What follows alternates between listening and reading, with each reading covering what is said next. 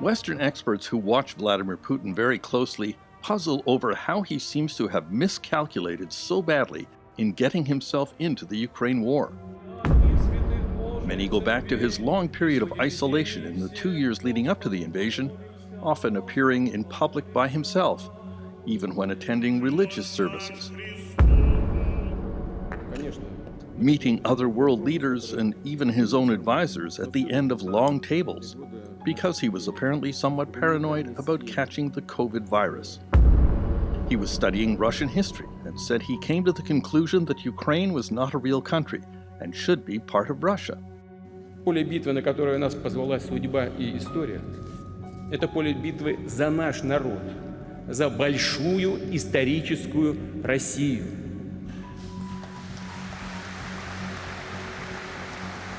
Longtime Putin watcher Sir Lawrence Friedman is Emeritus Professor of War Studies at the University of London.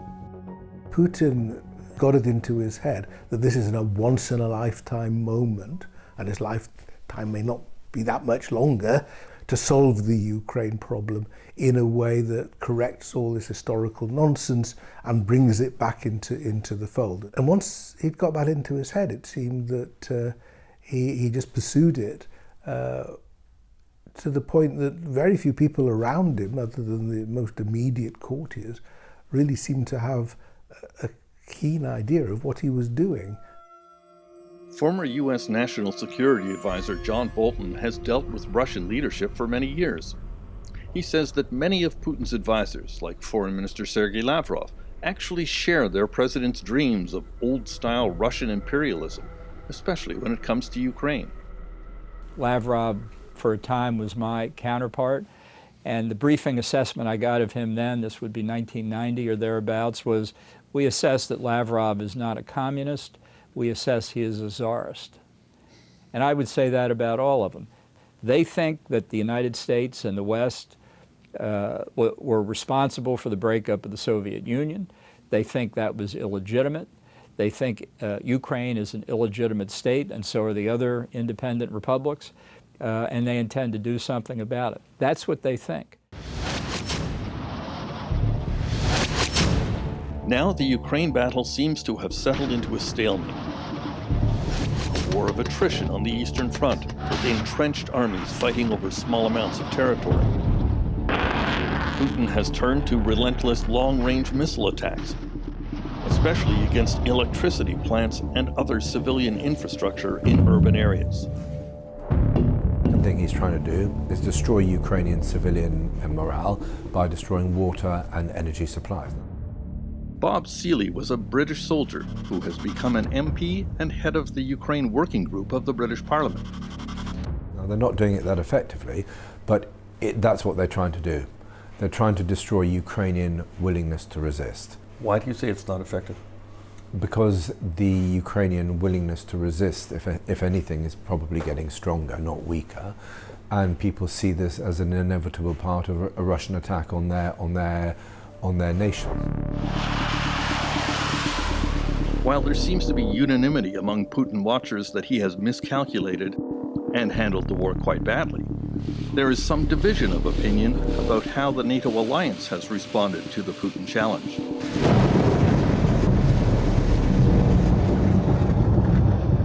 William Taylor served as U.S. ambassador to Ukraine.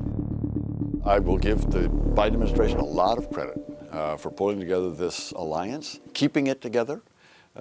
Certainly the NATO alliance, but also the broader coalition, all of the EU, all of the G7, our East Asian allies, the Japanese and the South Koreans and the Australians and New Zealanders. It's been very effective. Some Putin watchers are exasperated to see the NATO alliance tying itself in knots about how many Western battle tanks to provide Ukraine. And lately, the U.S. debate on whether Ukraine should receive Western fighter jets. On NATO territory, a sacred obligation. U.S. President Biden clearly fears cornering Putin. Although we will not fight the Third World War in Ukraine. So how do you think the U.S. and NATO have handled the Ukraine war? I would describe it generally as a day late and a dollar short and lacking in an overall strategy. It's evidence that the administration is deterred by the Russian threat that the war will escalate. if we do too much. As if a country defending itself against unprovoked aggression has to worry about offending the other side. That's a curious way to conduct defense of an aspiring democracy. And it's proof to the Russians that despite all the back-patting we've done about how strong NATO has been, really hasn't been strong enough. Defenders of the NATO strategy so far say that there had to be a gradual approach to keep the alliance united, which became much easier only after the Ukrainians showed the world that they were capable of fighting in the early stages of the war. Once Kiev became defensible, and once the Russian attempts to invade Kiev failed, then I think that was a very good reason for more reluctant allies like the French and the Germans to actually get stuck in much more behind the Ukrainians. We know that the Canadians were very supportive, we know that the Americans were, we know that the Brits were as well, but we needed more than that. You need European Union nations as well to get much more engaged and much more involved. Now, with the one-year anniversary of the invasion behind us, the debate turns to possible endgames. While Ukrainian President Zelensky has said the war cannot stop until Ukraine regains all of its territory, U.S. Secretary of State Antony Blinken has speculated that there could be a ceasefire along the battle lines that were in existence before Putin invaded last February 24th, when the Russians held only parts of the Ukrainian Donbass region and Crimea. U.S. General Mark Milley was the first to suggest that maybe the Zelensky government should go into peace talks because he thought it unlikely the Russian army could be defeated in Ukraine. He is not alone. I find it very difficult to imagine the Ukrainians just chasing the Russians out.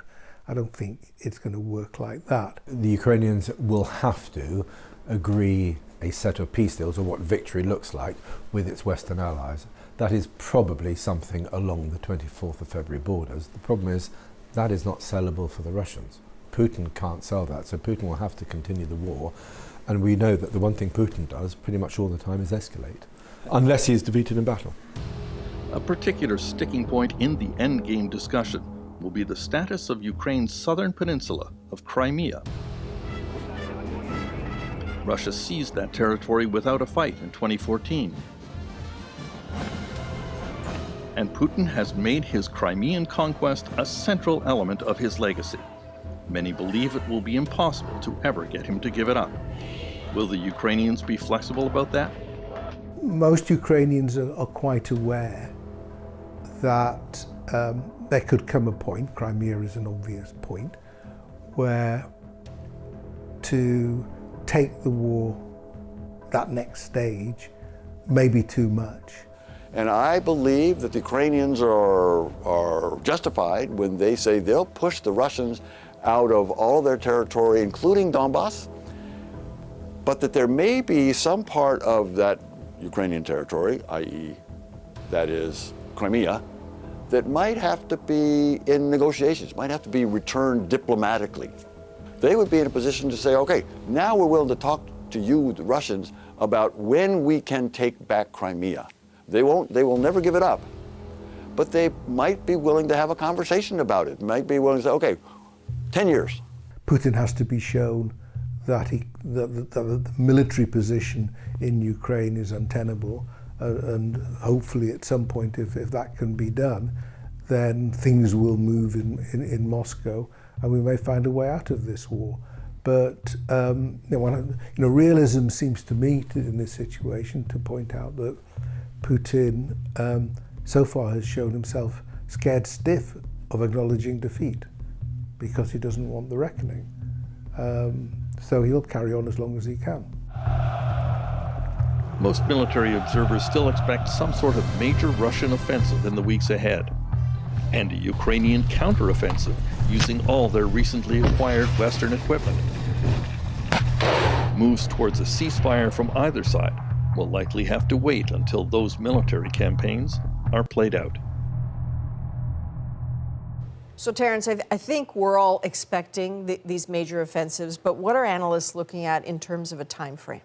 You know, everybody's suggesting that Russia right now has an ammunition shortage, but that Putin has put his economy on a war footing that would mean they would have a big influx of ammunition, but only by the end of the year.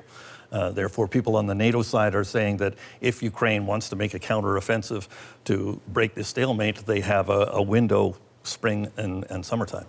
And given the place of the United States in this war, the importance of the U.S. in it, surely the Kremlin is looking at how this is all playing in American politics. I would think they would, because the two leading candidates on the Republican side, Ron DeSantis and Donald Trump, both are America firsters who would likely cut Ukraine loose and cut off the ammunition and money supply, and Putin would want to see what happens. I bet he would. All right, Terence McKenna, thank you. Thanks.